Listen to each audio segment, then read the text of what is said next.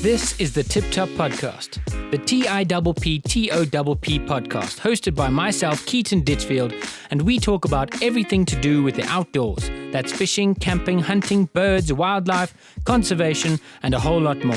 This podcast is as raw, untamed, unedited, and unapologetic as nature. So buckle up. This is the TIpp Topp Podcast. What's up and welcome to another episode of It's TIpp Topp Fishing. Fuck. Okay, what's up to another TIpp Topp Podcast? Today I'm with this dude over here, the legend himself. His name is Shiraz Ismail. He is the owner, creator, thinker of SNZ Tackle.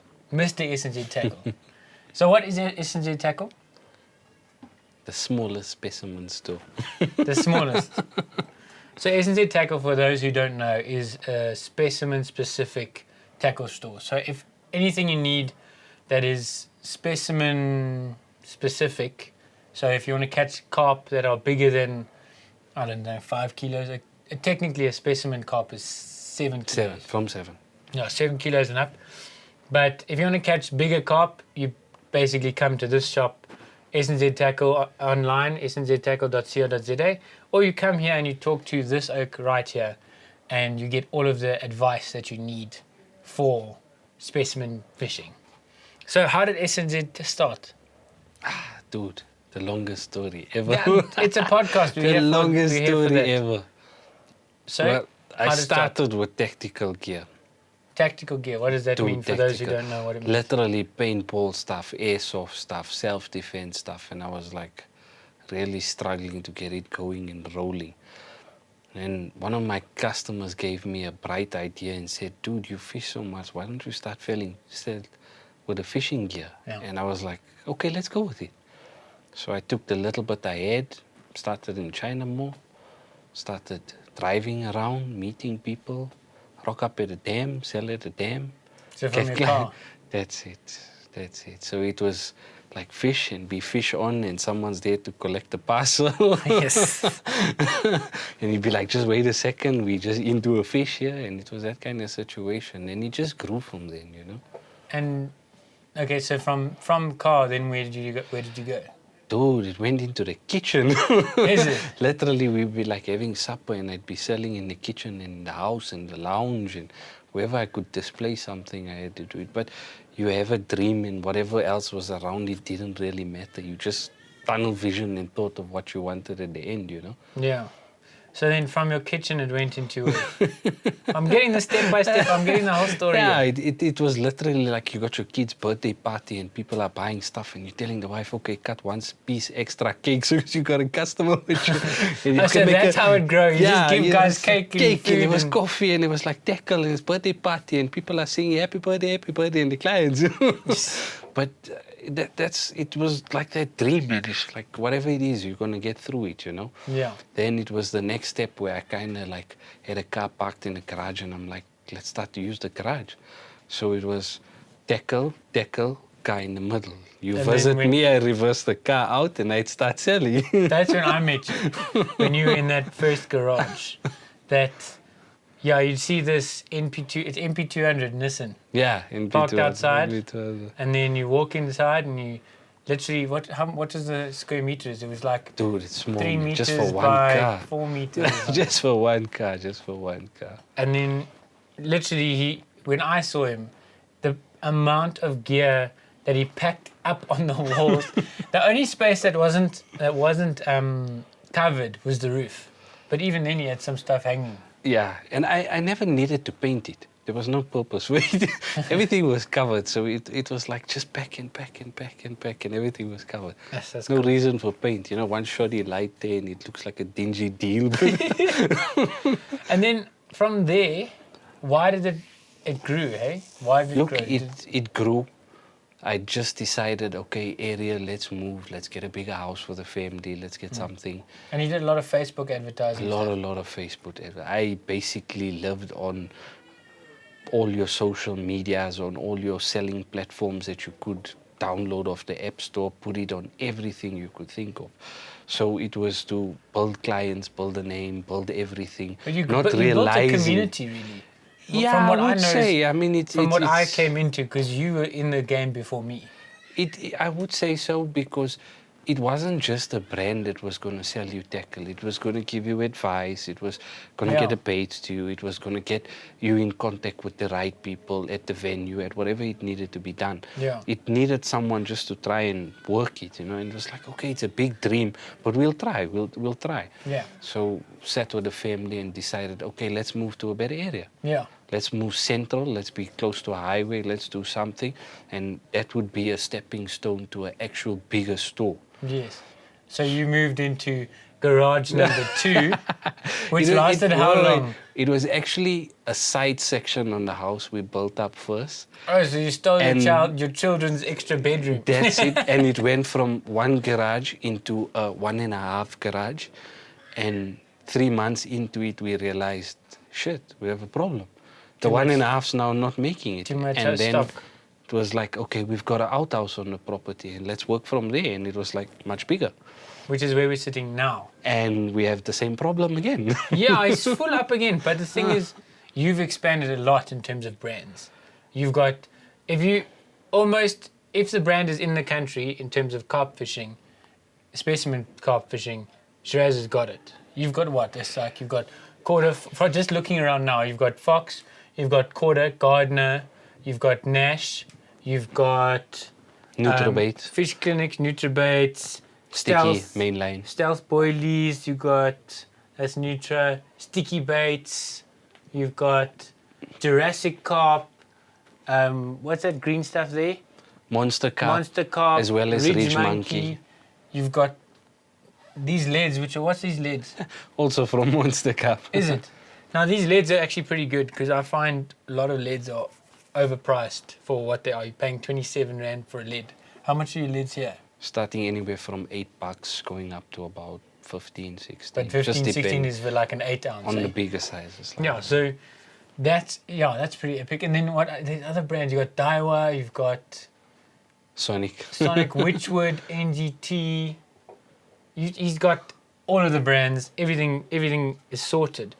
Now, I want to get into why you think SNZ became a success, because I've got my theory, which I will speak about now. But I want to think of, because you still want to get bigger, but what do you think created your success up till now?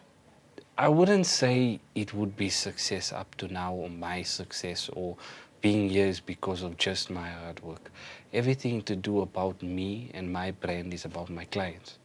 If they don't support me, if they don't come to me and drive all the way past 10 tackle stores just to get here, I wouldn't be in this situation. So being honest, number one, selling the right stuff, giving the right gear has built a name for my brand. And also the service, the backup. You're going to get 1 or 2 issues, but we go out of our way to resolve it. Yeah. So even if you would be buying online and something wrong gets shipped to you, guess what? I'll bear the cost and I'll bring it back. Yeah, you sort it out. But everything boils down to clients. If your clients aren't there, you're not going to do anything. And there's been a few big names in the industry, like you got guys like Brendan Fraser, Anthony, here from Wemapen. If you have a goal and someone helps you with a goal, you're going to be closer to achieving it. Yeah. So the size that it is now, I wish I could have made it bigger and stronger and harder. And it'll get there. It will. But the thing is also I'm comfortable where I am. Because if I get to a point where it's a bigger store and it's a bigger this and it's a bigger that, I'm going to lose that one-on-one touch.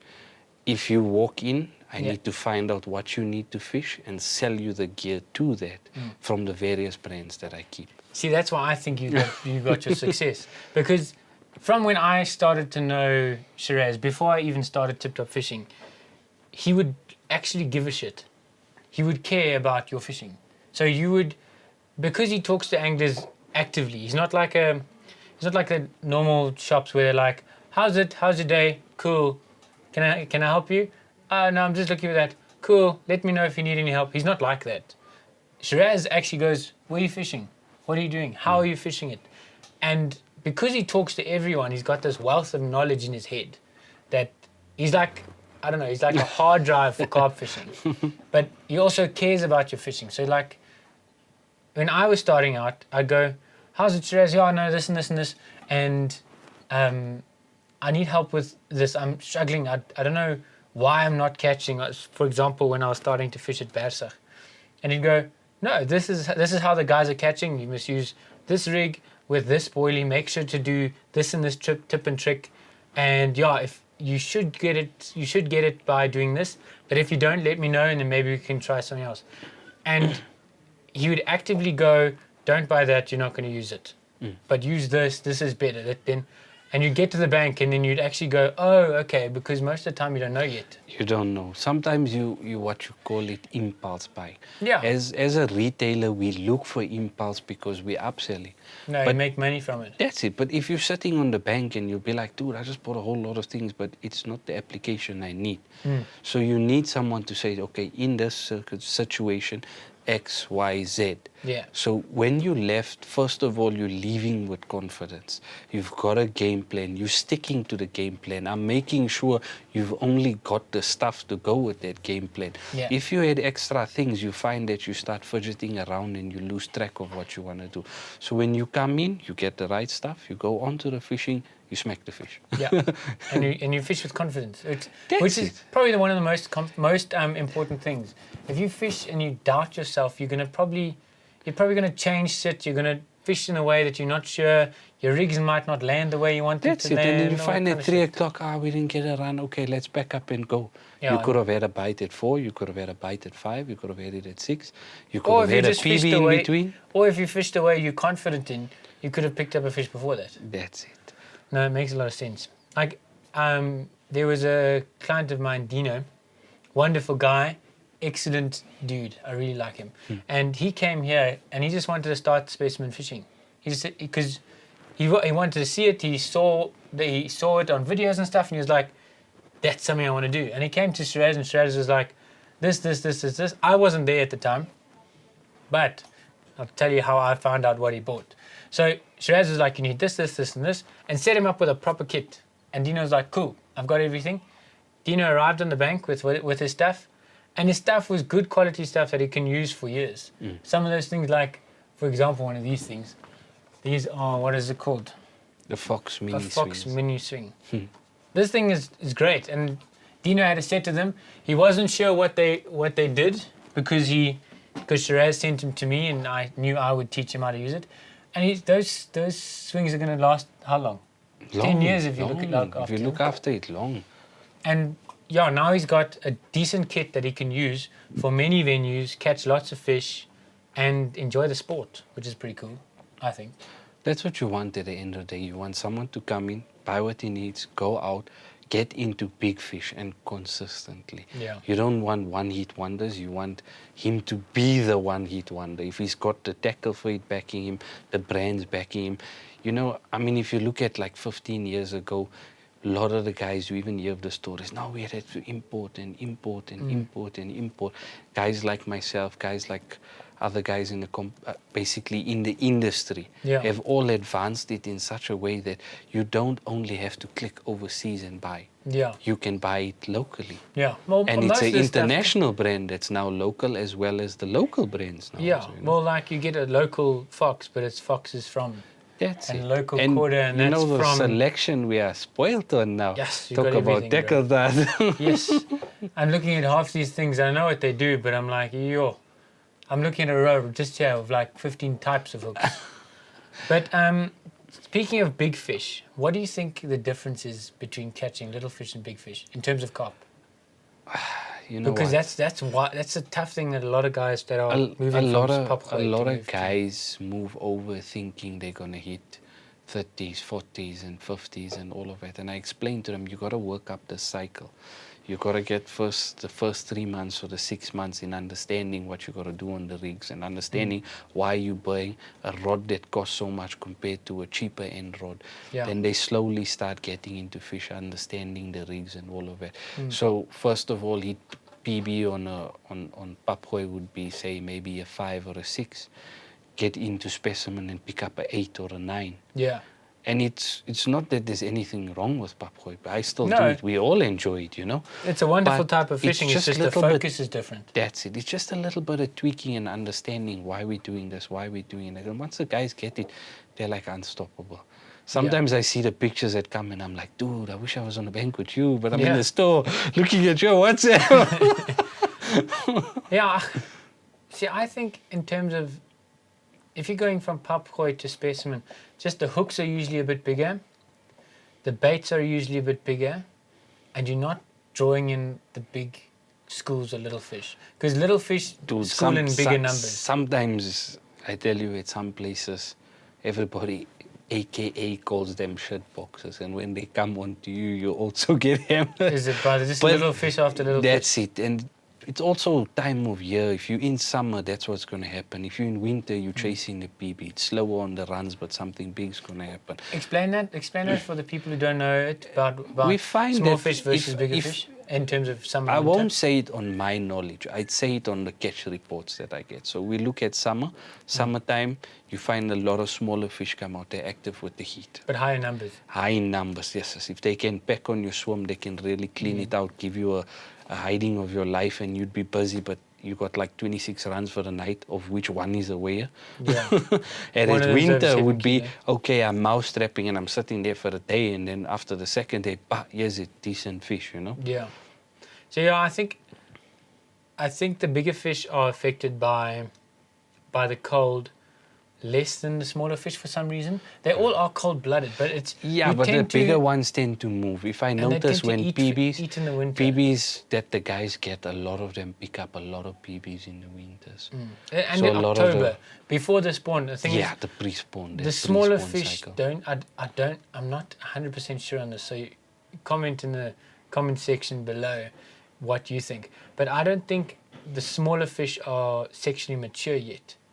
So then, Tricky question. yeah, so let's see. But in terms of sexual maturity, the bigger fish, this is 100%, I'm 100% sure of this, but the bigger fish put on a lot of weight physically because they're putting on weight for the spawn, which Prepping happens for in the spawn, early spring. prepping for the spawn. And the females will pick on, 2 kilos, Dude, depending on the you know, size if you of the look fish. at some of the pictures and you see what they go to, Yeah, they even get when big. they shrink out afterwards, you're like, dude, this was a massive fish, man.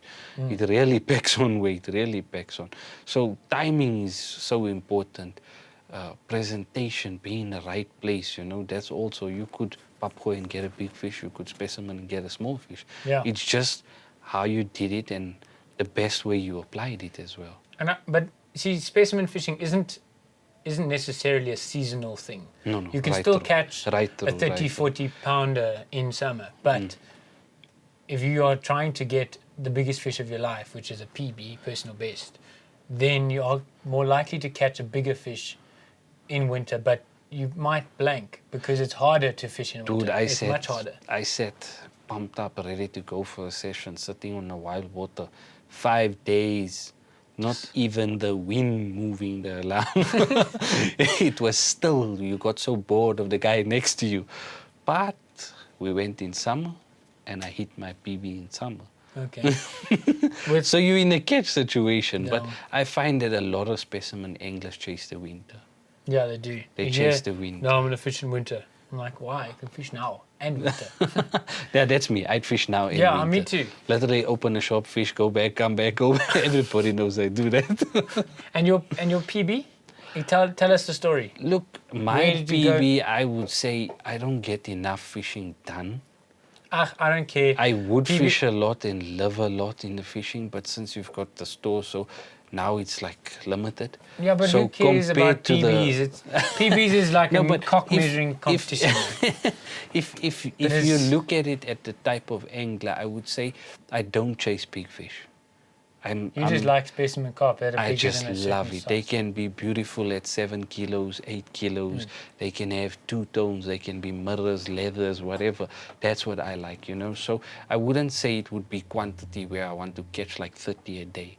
It would be I don't mind 5 or 6 good solid fish, and long as they're above 7 and they're beautiful with character, why Yeah, then not? you're You know, then I'm happy. That's what I like to chase, because you could sit 5 days and wait for one.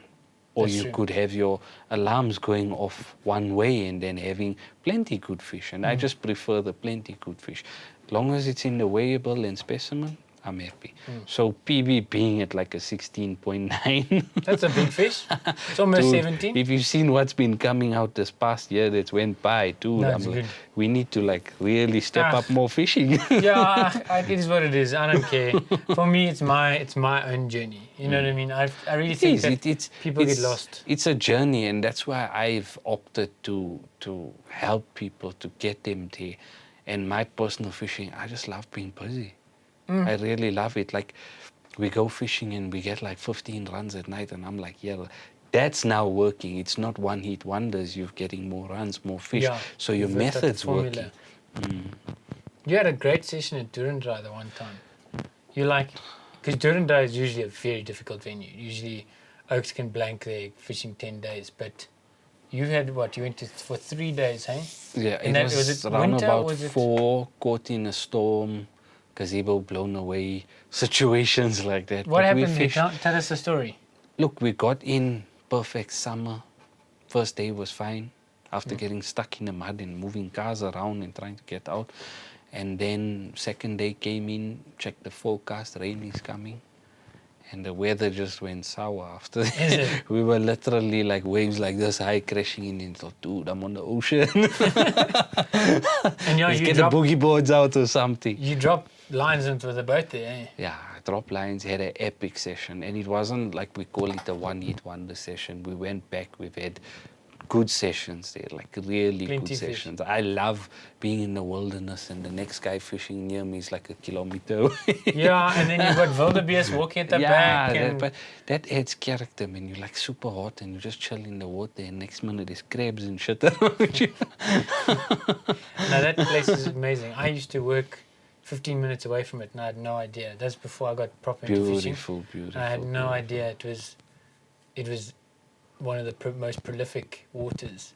But now it dried up for a while and then now it's full again. I don't know Dude, what I think a happened lot of places in this country are drying up, you know. Like really, like Dunedin you want to as tell well. people, open your geyser to fill the dam. But some Yeah. people would do that. there. Yeah.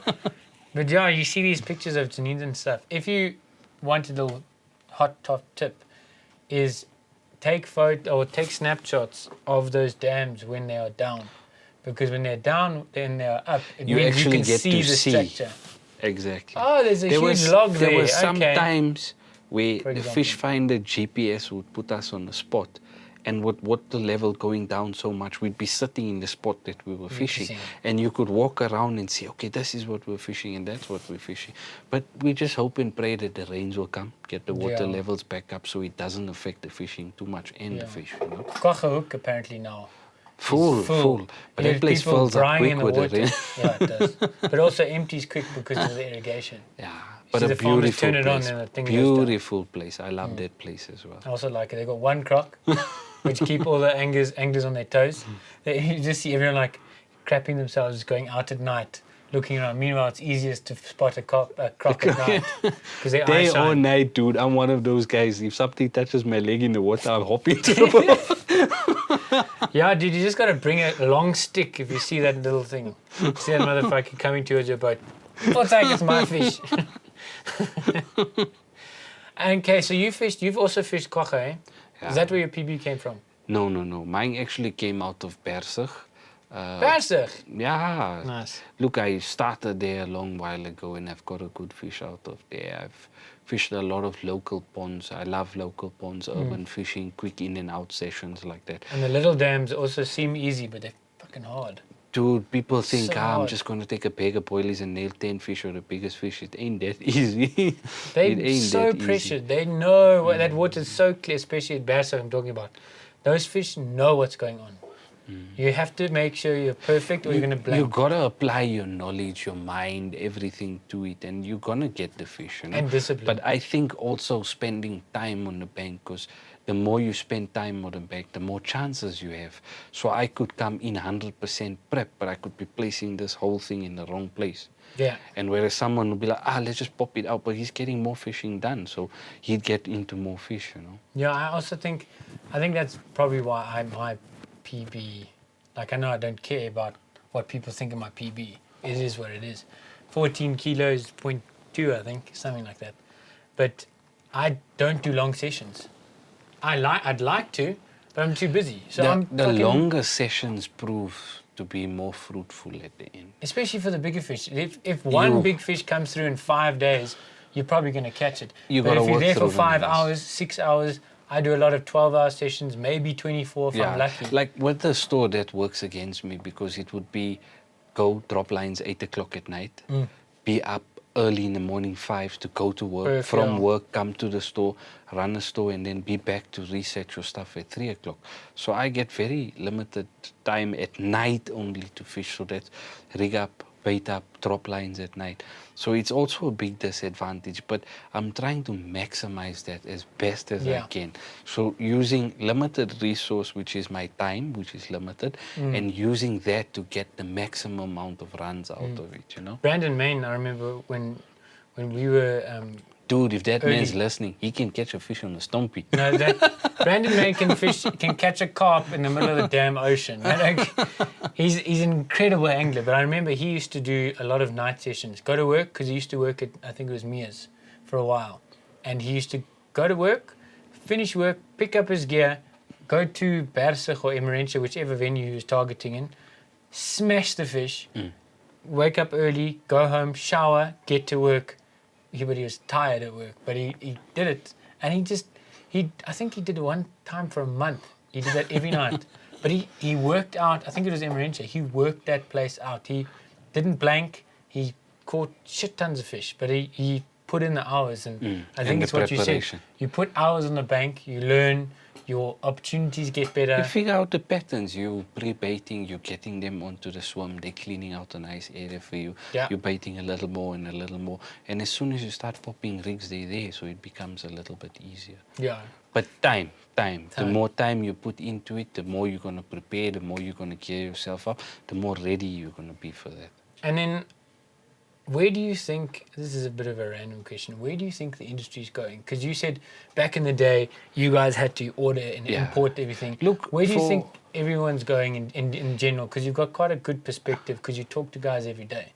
Look, before we'd order, when we were like basically in school, just come out of school, you could just buy what was available. And now with so many people working, there's a lot of people that have been before me that have laid down foundations in the Specimen.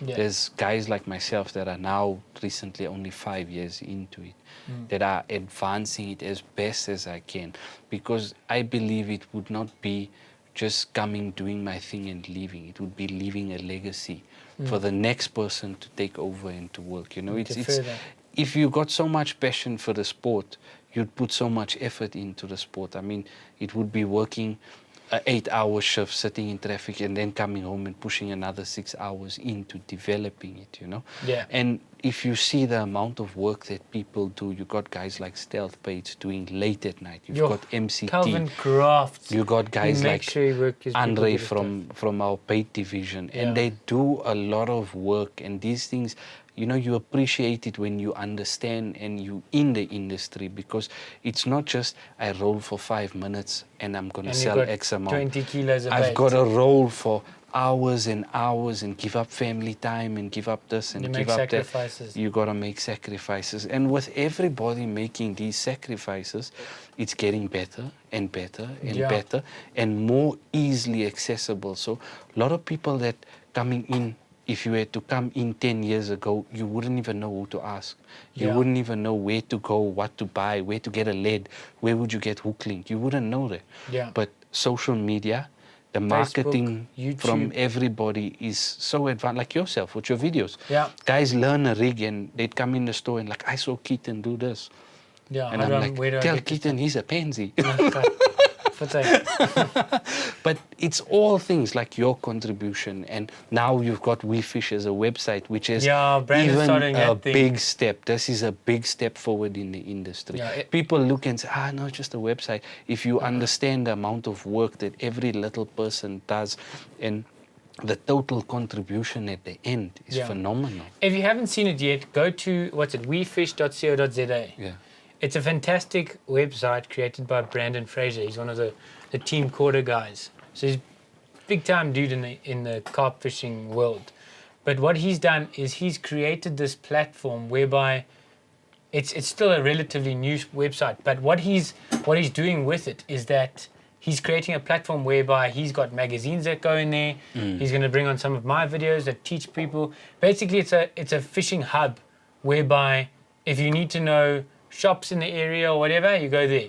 You want to know rigs, baits, venues. Is all sorts of carp fishing stuff is there, and it takes you directly to where you need to go. So say, for example, we see, I want to know how to tie, a Ronnie rig. There'll be a link there to one of my videos, and you'll see how to tie a Ronnie rig on that. And then, okay, cool. Now I know a Ronnie rig. Where do I buy Ronnie rig stuff? You go to the thing, there's SNZ Tackle, and it takes you to the site. It takes you to as well as places, other stores. As well as other stores. There's a couple of other stores, a couple of brands, and it's just a nice place to go to for carp fishing knowledge. It's a really nice thing that he's doing. I mean, if you look at before, you didn't have much on YouTube. There wasn't like Wi-Fi like now. No, you got that dial-up. Besides that, you'd buy a magazine from a fishing store that was a UK-based or UK importer, and that magazine would be already like 2 years old. But that was your Bible, like, this is the hair rig, and this is the that. And a choddy, breaking news. Putting too much putty and it's laying like this. But you were a specimen angler. But now the knowledge is there. Yeah, a lot of people accessible. are coming in, and besides the guys working to bring it forward, the customers are bringing it forward. Yeah. They got little groups, they got little fishing challenges, they've got little, how do you would say, like competitions between each other. Yeah. You've got Spreading lakes knowledge. and guys, and you'll even find like it's changed to the point that, you know what, I want to get into Specimen. And you hear a guy like in the store will say, hey dude, you want to get in? Where do you stay? Okay, come with me, I'll take you, I'll show you. Yeah, and that's you're nice. looking at that bonding and you're like, this is nice, you know? Yeah, Given something the proud current to be proud of. situation in the country, to see bonding, you're like, oh shit, we're actually doing something good, you know? Yeah, You see friendships being built, you know? Like, you don't know this guy from Bar of Soap, but he's a fisherman. He's my homie. exactly. That's what I love about fishing. You go on the bank, there's people next to you. For example, you're going to go to a movie, there's people next to you. You're not going to talk to them. No. But you're on the bank. You're going to sit there and talk to a stranger for 5 hours about something called fishing. Besides that, you're going to have coffee with him. You're going to chow with him. Yeah. Dude, if that fish comes in, hello, come net. And he's going to wake up at 2 in the morning and come and help you. Out. You You ask your neighbor, hello, come help me. What's that? Close the Call curtain. a cop. Disturbing the peace. Yeah, that's true. So when you see stuff like that and you see that friendships and you see what's happening and you're like, you got everybody working and you're seeing this positive thing, you tell yourself, you know, if I go to bed and I see this, tomorrow I'm going to wake up and work harder. Yeah. And you're going to live in a bit of a better world, a slightly better world. That's it. Look, fishing it's a dream goal for me, although I got to work the online and the job and this and that. And if I'd be in it permanently, I'd be very happy. And I think a lot of the guys would feel the same. Oh, yeah. If fishing and their surrounding would be that, they'd be even better. Yep. So all the positive changes that we're making is just going to make it much, much, much more interesting. Yeah. I would love to see what the next 5 years holds. Yeah, see how far everything's If gonna go. how quick it's been advancing and how many bait guys have come, and it's good competition. Yeah. Because prices are right, tackle prices are right, and Yeah, everybody's engaging in it Yeah. and moving it forward, you know. So in 5 years, I would think you would have like vending machines, you know, like click, click, click, Ronnie rig out, packet of boilies, I'm on like a scone. That'd be quite clever. Invent that. Vending machine of Specimen. Yeah, boy. Walking You got to your a filling packet of stand. boilies. Beep. Brrr. Okay, cool. Thank you. The January boilies, give me half a packet. Yeah, dude. So, if you had to pick one rig that you could only use one rig for the rest of your life, what rig would it be? Ronnie. Ronnie, you love it. I Ronnie could fish or his spinner bottom, rig, depends on what you or want I to could call fish it pop-up. So it wouldn't be only one rig, it would be two. it. It's quite versatile. I'm not sure about using it on the bottom in my personal fishing. I like it when it's popped up a little bit, but it does work It does work. on the bottom. It does does work. It I does work. prefer to use another rig, but in terms of bottom bait fishing, but it is a There's- versatile rig. There's so many, I would say, on the market. I mean, if you see like half the videos as us as retailers have to watch. We've got to be up to date on what's going on. Yeah. And I'm like, how did he just do that? Yeah. And I'm like, do I teach a new guy that? And when they come in, I'm like, dude, choose 5 rigs or 4 rigs, but we brace it into you and you'll find what you want. Sometimes simplicity is key. Sometimes doing the different thing gives you the edge. You just got to find out which is the one that works for you. Very difficult, very, very difficult. But see, that's the thing I find quite frustrating with Specimen. It's because to do specimen angling, to move from another type of fishing to do specimen, it overwhelms the guys so much because there's just so much stuff and bevies and brollies and the rod code, rests. the code of matching gear. Oh, so and annoying. reels. Yeah, everything has to be perfect. But it's so overwhelming, and the guys don't realize to convert from a papgooi to a specimen, you pretty much just got to convert your rig, your bait, and have a mat with a carp-friendly net. The carp care. That's Bait all you being gotta do. very safe for them. The rigs and material you're using being very safe for them. The medics and the carp cares. But so a boilie slowly, rig is not that difficult compared to a papgooi rig. It's as difficult to tie. It's not a difficult thing to do. Yeah, 50-50. I would say it's easier for me. That little loop swivels and world baby shootings and all of it. I'd be That's like, more just complicated. one hook and let's get it out. Yeah. One hook and a hair rig and you... Yeah, the days of the papgooi, I'd do that loop and a loop and a loop and put a lead in and a no. hook and a hook, and I was like, I'm there, man. A little bit of bread and I was on like a scone, but it worked for me. Yeah, but it works. at least now you get a lot of things like loops and booms, ready-made rigs. That's quite When clever. guys come in, Monster Carp has amazing stuff, which is ready tied for you. But that journey of specimen is my job. Yeah. So if you come in, I'm going to help you from the start and Yeah. get you to the end. Yeah. So you're going to start off ready-made, buying, understanding, a lot of questions. And as you go through this journey, you're going to start to learn in the rigs and the baits and why you need this rods. Because I had a customer ask me like, dude, why do the rods have to be 3 matching? I said, well, first of all, you've got an 8-foot. You've got your pink 10-foot. You've got your lucky red rod with its magical reel that always gets you the biggest bubble. But if you were clipping at 100, your 8-foot can't make it. Your 10-foot can't make it, and the fish are on 100 mark. So you would be spotting at 100, but you're casting an 8-foot in that direction, but you're like 40 meters off. Yeah. That's why the lucky rod is getting you fish. Yeah. It's the only one that can make it. So when they start understanding, okay, if I pick up the left-hand rod, I've got the accuracy, I've got the distance, and I've got the feeling of the gear that I can land in the same area always.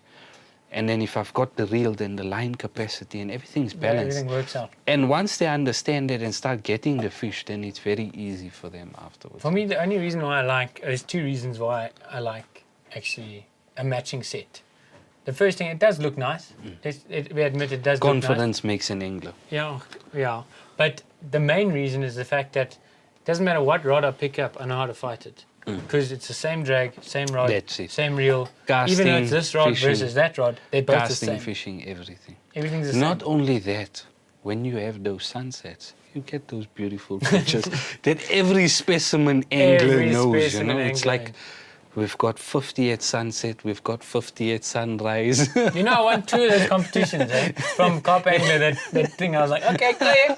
There's a what is it? I think specimen works in with photography. You know, all of us Yeah. are qualified at it.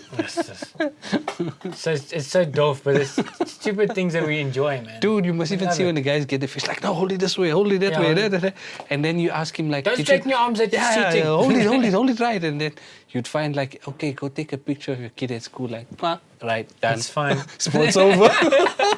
Let him say, it's sunset on my Delcoms or my ATTs or my TLBs, and he'd be like, perfection. Yeah, he's put in half an hour of effort to take the perfect picture, but his son just scored a winning goal. There, thanks very much. Yeah. Bye. Move, you're missing, you're in the way of the sunset.